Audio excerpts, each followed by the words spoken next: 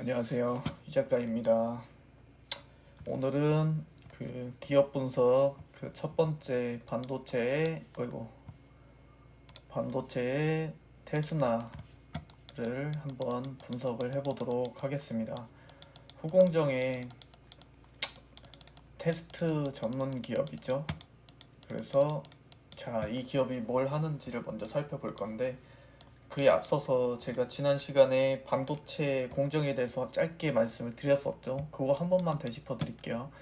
처음에 웨이퍼를 제조하잖아요. 그죠? 웨이퍼를 제조한 다음에 보호막, 산화막을 형성하고, 그 다음에 회로를 그려 넣는 포토 공정 작업을 한 다음에 필요 없는 부분을 잘라내는 식각 공정을 마치고, 그 다음에 증착 이온이라고 해서 생명력을 불어준다 했잖아요. 그죠?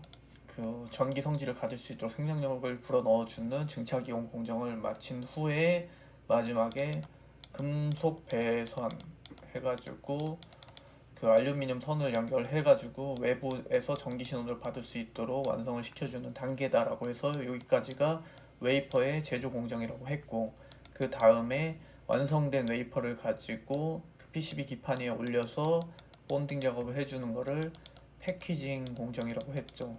그리고 나서 이 완성된 웨이퍼를 최종적으로 파이널 테스트 해주는 테스트 공정까지 진행이 된다고 이렇게 과정을 설명드렸잖아요. 이 모든 공정을 마친 웨이퍼를 테스트하는 기업입니다. 여기까지는 간략하게 이해가 되시겠죠? 바로 좀 빠르게 넘어갈게요. 그래서 그러면은 이 테스나 같은 경우는 어떤 매출을 가지고 있는지를 좀 살펴봐야 되잖아요. 그죠? 그래서 주로 가장 큰 매출이 나오고 있는 분야는 웨이퍼 테스트입니다. 그래서 웨이퍼 테스트 분야에서 뭐 89% 정도 매출 비중이 잡히고 있고, 그 나머지 같은 경우는 이제 뭐 패키징 테스트에서 한 10% 내외로 잡히고 있는데요. 요 아까 말씀드린 그 완성된 웨이퍼를 테스트하는 공정에 가장 많은 매출을 보이고 있다라고 보시면 되겠습니다. 그래서 어떤 이제 제품들을 군을 가지고 있는지를 좀 살펴봐야 되잖아요. 그래서 가장 큰 비중을 차지하고 있는 게 SOC입니다. 그래서 이게 뭐냐면 시스템 온 칩이거든요. 영어 못 쓸까봐 이렇게 하는 줄 아시겠죠? 시스템 온 칩이에요. 그래서 이게 뭐냐면은 하나의 칩에다가 여러 가지 시스템을 적합시켜가지고 단일 칩으로 만들어내는 겁니다. 그래서 영상 데이터 뭐 신호 처리 속도를 빠르게 해주고 그런 시스템 자체적으로 좀 압축을 시켜주는 그런 역할을 한다라고 보시면 되고요. CCTV에서 많이 쓰이고 있죠. 그래서 요 그 SOC에 대해서 좀 테스트하는 그 매출액이 한 50% 정도, 절반가량 정도 차지하고 있다. 그리고 나머지 한 30% 정도는 CIS죠. CIS 요거 많이 들어보셨죠? 그냥 그 카메라의 그 이미지 센서라고 보시면 되거든요. 그래서 요거 같은 경우는 삼성전자가 지금 세계 1위로 도약하겠다라고 또 출사표를 냈죠. 1위가 지금 소니잖아요. 그래서 그런 환경이다. 그래서 차후에 이 삼성전자 물량을 다 받아내고 있잖아요. 지금 그 테스나가. 그래서 삼성전자 생산량이 늘어날수록 테스트 그 물량도 덩달아 같이 그 늘어날 수 있는 환경을 이해관계를 형성하고 있다. 그렇게 보시면 되겠습니다. 그게 기본적인 내용이고요. 현재 풀캐파라고 알려져 있죠. 그래서 오히려 이제 그 넘치는 물량에 대해서 어느 정도 이제 그 뭐라 그래야 돼야 다른 기업에 좀 이렇게 넘겨줬는데요. 수주를 넘겨줬는데요. 그 기업이 LB세미콘이죠. 그리고 마찬가지로 뭐 네페스 이런 기업들도 전부 다 후공정에서 차후에 2021년도 내내 좋은 영향을 이어갈 가능성이 굉장히 높은 기업들입니다. 그래서 다 관심을 가지셔도 되는데, 그 가운데서 유독 그 테스나 같은 경우 좀 상대적으로 저평가 영역이 심하다라고 봐서, 제가 사실은 이 테스나 같은 경우는 기업 분석을 좀 차후에 해드릴 생각이었거든요. 왜냐면 사실 제가 아직 수량을 다 못 채웠어요. 그래가지고 지금 좀 그런 상황이었는데, 제가 이 테스나를 가지고 많이 말씀도 하시고 걱정이 많으신 것 같아가지고 제가 마음이 너무 약해져서 공개를 기업 분석을 가장 먼저 하게 됐습니다. 그래서 그런 과정이 있었으니까 제 영상을 그렇게 많이 봐주시는 건 아닌 것 같아가지고 그렇게 과감하게 촬영을 하고 있으니까요. 그 점 같이 참고해 주시고요. 자, 그래서 다음으로 볼 거는 이제 제가 이거 지속적으로 예전에 제가 이거 기업 분석을 좀 예전에 해드렸었거든요. 사실 2만 원대에서 그때 내용을 조금 상기해 드릴게요. 그때 제가 뭐라 했죠? 테슬라 같은 경우 가장 두드러진 특징이 투자라 했잖아요. 그죠? 투자가 굉장히 많이 이루어지고 있다라고 했잖아요. 그래서 2019년 4월부터인가 맞을 겁니다. 아마 이때 1차 투자가 시작이 됐고 2021년 3월까지 총 7번에 걸쳐서 투자가 이루어졌는데요. 평균적으로 한 200억 규모로 계속해서 지속적으로 투자를 시작했고 연말에 700억, 그 다음에 요 3월에도 한 7, 800억 규모로 다시 재투자를 시작하면서 총 합이 한 3천억 정도 규모의 투자를 했어요. 근데 이거 그때도 말씀드렸지만 이런 기업들이 이런 식으로 투자를 지속적으로 확대할 수 있는 거는 그 배경에는 어떤 확정적인 수주가 있지 않고서야 이럴 수가 없다라고 그때도 말씀을 드렸잖아요. 3천억이면요. 올해 전년 1년치 영업이익이 300억 정도로 잡혔거든요. 그러면 그거에 지금 10년치가 되겠죠. 그죠? 그러면 요 10년치에 해당하는 영업이익을 투자를 한 겁니다. 2년간. 그런 배경을 이해하고 계시면 될 것 같고요. 자, 그러면 내용은 다 알겠는데 근데 왜 이렇게 주가가 힘을 못 쓰고 이렇게 나락으로 갔느냐. 일봉으로 지금 열어놨는데 일봉상으로 보면 차트가 지금 답이 없죠. 121선까지 깨고 내려가 있잖아요. 그죠? 그래서 이 내용을 한번 살펴드릴게요. 어떤 일이 있었느냐. 제가 항상 기업을 분석할 때 가장 중요하게 봐야 되는 게 거시경제라고 했죠. 그래서 거시경제를 한번 봐드릴게요. 거시경제는 그때도 말씀을 드렸죠. 금리 인상에 대한 인플레 압력으로 인해서 미국 장기 국채의 비이상적인 인상이 나왔죠. 상승이 나왔죠. 그러면서 투자 심리가 깨졌고 외국인들의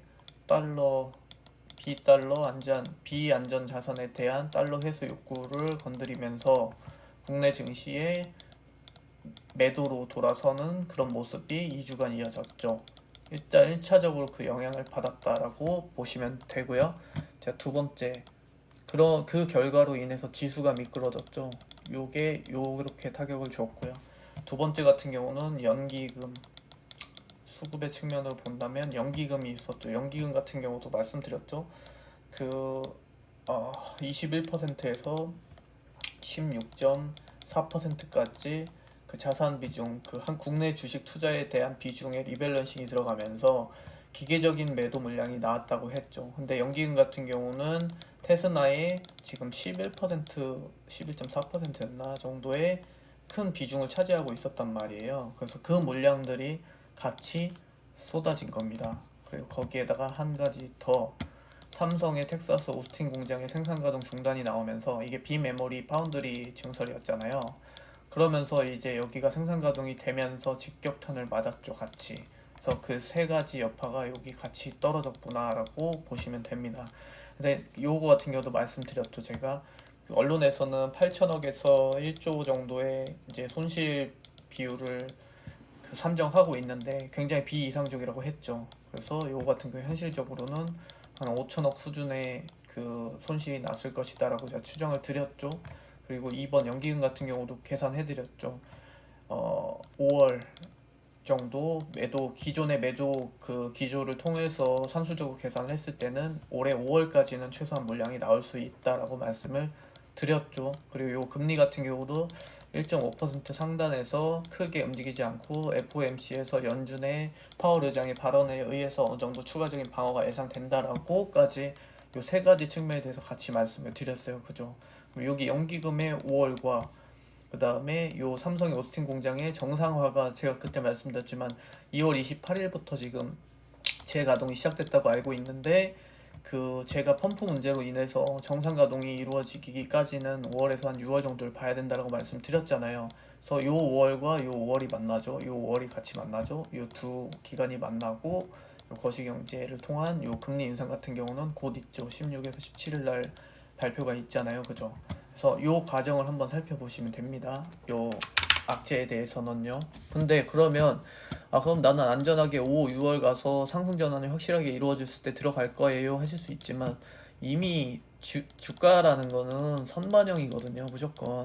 그러면은 이 악재를 고스란히 다 받아내고 지금 이렇게 가고 있는데 그때 가서 투자를 시작한다는 거는 좀 아무래도 제 생각에는 이 저점을 잡지 못할 확률이 더 높지 않을까라는 생각을 저는 가지고 있습니다. 항상 투자를 할 때는 투자 심리가 완전히 깨졌을 때, 차트상으로 답이 나오지 않을 때, 그러나 기업 내용은 견조하게 가고 있을 때가 저는 가장 좋은 시점이라고 보는 사람이기 때문에 그렇다는 것을 먼저 말씀을 드리고요. 그래서 크게 걱정을 안 하셔도 제가 된다고 굉장히 여러 번 말씀을 제가 드렸죠. 그래서 그 부분에 대해서는 크게 걱정을 좀 안 하셔도 저는 된다고 보고 있고요.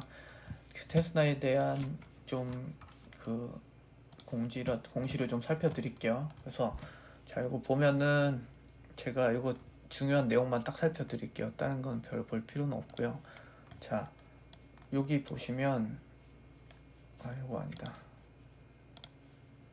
이거 맞습니다. 그래서 이걸 보시면은 지금 국민연금공단이 나오죠. 그래서 전주에 있네요. 그리고 10% 이상 주주로 되어 있습니다. 테슬라에 대해서 10% 이상 주주라고 나와 있고요. 직전 보고서에 따르면 19만 주를 가지고 있었어요. 비율은 11.66%. 그래서 주식수 비율로 따진 거고요.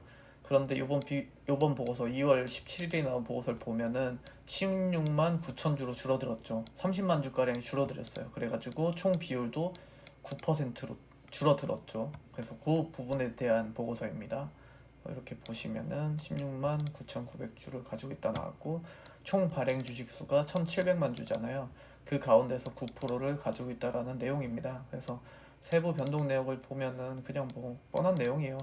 1월 4일부터 쭉 해가지고 2월 17일까지 매도폭을 쏟아냈다는 얘기입니다. 그 결과 이렇게 만들었잖아요. 그죠? 이렇게 만든 주범에 대한 그 내용입니다. 근데 말씀드렸죠. 요거는 기계적 매물이라고 말씀드렸잖아요. 자산 비중을 축소하는데 어쩔 수 없이 내다 팔아야 되는 그런 매물이잖아요. 기업에 문제가 있는 건 아니었단 말이죠. 그죠? 그래서 제가 연기금 매물은 그냥 받아도 됩니다. 라고 말씀드렸던 거예요. 아시겠죠? 그 내용에 대한 그 보고서고요.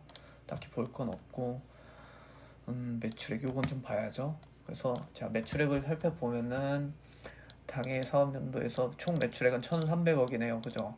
근데 직전 사업연도 보면 960억. 그래서 증감 금액은 한 300억 정도 더 늘어났다고 보시면 되고 증감 비율은 한 35% 정도 나왔네요. 그리고 영업이익 같은 경우는 300억 잡혔고요. 직전 사업연도에서는 240억. 그래서 증감 금액은 한 58억 정도 증감했고 24% 증감했다는 내용입니다. 그래서 요거 좀 봐야죠. 당기손익, 제세 비용을 다 뺀 나머지입니다. 순수하게 벌어든 돈이 360억. 그런데 지난 직전 사업연도에는 210억이죠. 그죠? 그래서 이 부분에서 살펴볼 것은 증감 금액이 굉장히 크게 늘어났죠. 150억이나 늘어났습니다. 증감 비율도 75%가 상향됐죠. 그래서 차후에 이제 따로 추가적으로 지출이 되는 비용들이 차츰차츰 줄어들 수 있겠구나. 혹은 설비 투자로 인해서 그 증감액이 지속적으로 늘어날 수 있는 구조적인 여건을 가지고 있구나 하는 지점입니다. 이게. 그래서 요거를 좀 주의 깊게 살펴봐야 되고요. 자산 총계 같은 경우도 지금 보면은 직전 사업연도 4,500억에서 3,400억에서 4,500억으로 늘어났네요. 1,000억 정도 되고요. 그다음에 부채 총계 같은 경우는 어느 정도 늘어났어요. 그 아무래도 투자를 계속 지속하다 보니까 일어난 것 같고요. 1,800억에서 2,300억이니까 한 500억 가량 늘어난 모습입니다. 자본 총계 자산에서 부채를 뺀 거죠. 자본 총계 같은 경우는 2,200억 그리고 직전 사업연도에는 1,600억이었네요. 그래서 400억, 600억 정도 늘어났네요. 그래서 순수 자본금, 현금 유동성이죠. 지금 850억 가지고 있고 직전 3년도 같은 해에 비춰보면은 400억에서 2배 이상 늘어난 걸로 보여지고 있습니다. 그래서 매출액 또는 손익구조 변동 주요 원인을 살펴보면 대규모 신규 투자 및 기존 제품의 매출 확대로 손익 증가 요 부분 중요합니다.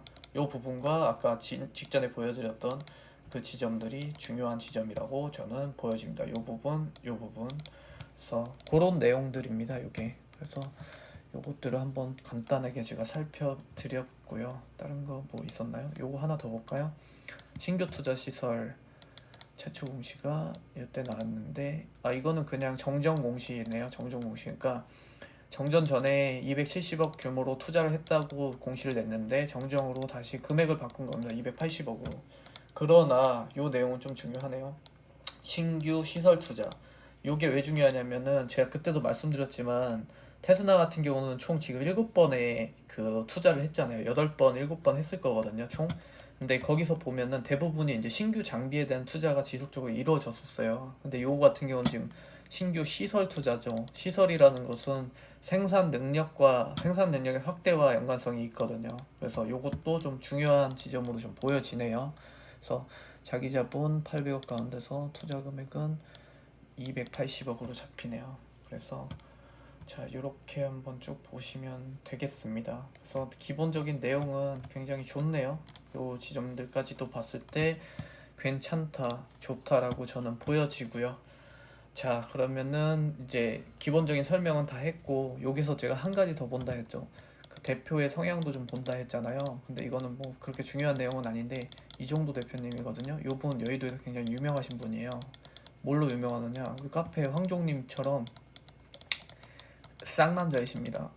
그래서 굉장히 화끈하시고 좀 그 거짓이 없다는 좀 그런 맑은 이미지로 알려져 있거든요.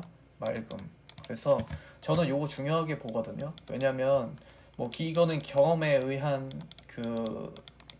것들인데, 그 대표가 좀 주주를 생각하지 않는 어떤 행위를 하잖아요. 한번 하잖아요.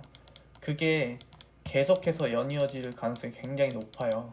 그래서 언젠가는 주주를 아프게 할 수 있는 위험 요소 가운데 하나로 저는 인식을 하거든요. 위험 요소라고 충분히 보거든요. 근데 그런 것도 없다. 테스나는 좀 깔끔하다라고까지 정리를 좀 해드리겠습니다.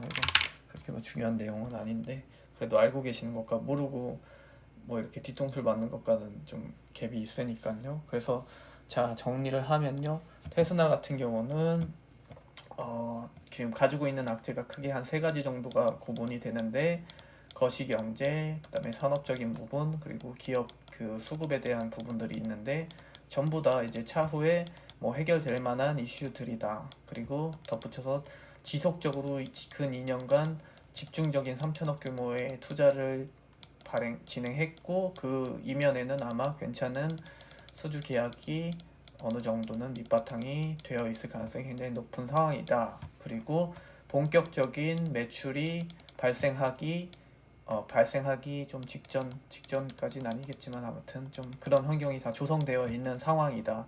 시동을 이제 걸까 말까 하는 그런 환경에 놓여 있는 것처럼 저는 보고 있습니다. 그리고 2021년도 삼성전자의 대규모 비메모리 시장에 대한 투자가 예고되어 있는 상황에서 오스틴 공장이 잠깐 스탑이 걸려 있지만, 차후에 물론 이제 다시 재가동은 2월 28일에 시작이 됐지만 한 5월 정도부터는 탄력적으로 다시 정상화가 될 예정이다까지가 이 전반적인 개념입니다. 그래서 여기까지 별로 어려운 게 없으시죠?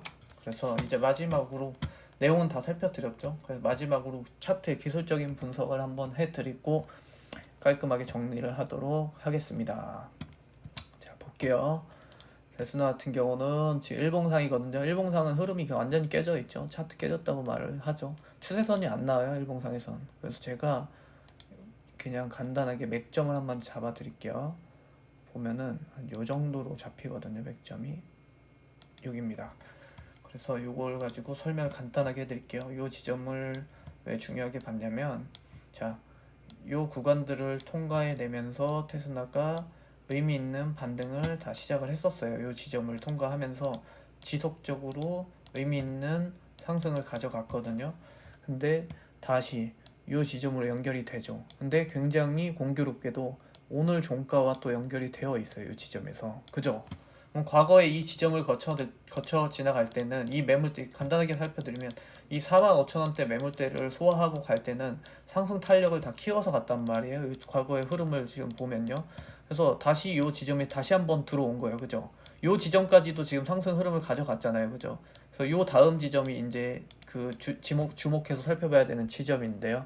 자, 보면은 구름대도 좀 많이 잡혀 있어요. 그냥 간단하게 말씀드리면 요 지점에 매물대가 좀 많다는 거거든요. 그래서 저항이 좀 크게 잡힐 가능성이 높은 지점입니다. 그래서 요 지점 그리고 그 다음 지점이 여기거든요. 52,000원대, 두 번째가 52,000원대, 그리고 세 번째가 여기에요. 여기면은 55,000원 정도 잡히네요. 그죠? 그래서 크게는 요 세 번의 매물대를 소화하고 가야 주가가 좀 탄력 있게 갈 수 있겠구나라고 일봉상 차트 기준으로 해석을 할 수 있습니다. 근데 그 매물대가 가장 심각하게 가장 무겁게 잡히는 지점이 바로 요 지점이고, 테스나가 지나온 길을 살펴봤을 때 생명 지점이 되는 생명점이 되는 그 지점이 45,000원 선이다라고 말씀을 드릴 수 있습니다. 그래서 요 지점을, 요 구간을 좀 주의 깊게 살펴봐야 되고, 그 다음 지점이 되는 52,000원, 55,000원 지점으로 갈수록 저항 탄력은 좀 둔화될 수 있어서 좀 더 가벼운 흐름이 예상된다라고 분석을 할 수 있겠습니다. 요 지점만 보고 본다면요. 그리고 그래서 한 가지만 더 봐드릴게요. 특이점이 하나 보여서, 자, 여기 그리고 여기 보면은 이게 전형적인 쌍봉이거든요. 쌍봉 혹시 배우셨나요? 쌍봉? 요게 쌍봉이라 하잖아요. 전고점을 돌파하지 못하고 미끄러지면 하방 추세 전환이 크게 열린다라는 개념이잖아요. 그 차트상의 해석이잖아요. 이걸 쌍봉이라 하죠. 이 반대 개념도 있잖아요. 그죠? 요거잖아요. 그래서 전 저점을 확인하지 않고 상승 추세 전환이 열리면 다시 상승 압력이 커진다라는 개념이지 않습니까? 이게 쌍바닥이라 하죠. 그래서 긍정적으로 바라보고 부정적으로 바라보잖아요. 근데 여기서 쌍봉이 한번 나왔어요. 여기 보면은 이게 지금 쌍봉인데 아주 자세하게 살펴보면은 이 지점보다 여기가 한 틱, 두 틱 정도는 약간 더 상승을 가져가면서 전고점을 내기는 했지만, 요 같은 경우는 그냥 가격 분산했다 하거든요. 그래서 크게 의미가 없단 말이에요. 그래서 사실상에 그냥 쌍봉으로 인식을 하셔도 되는 지점이란 말이에요. 그러고 난 다음에 크게 윗꼬리를 달고 내려오면서 쭉 미끄러졌죠. 그러면서 61선 터치하면서 한번 튀었는데 다시 21선을 만나면서 이렇게 밑도 끝도 없이 쭉 내려오는 모습입니다.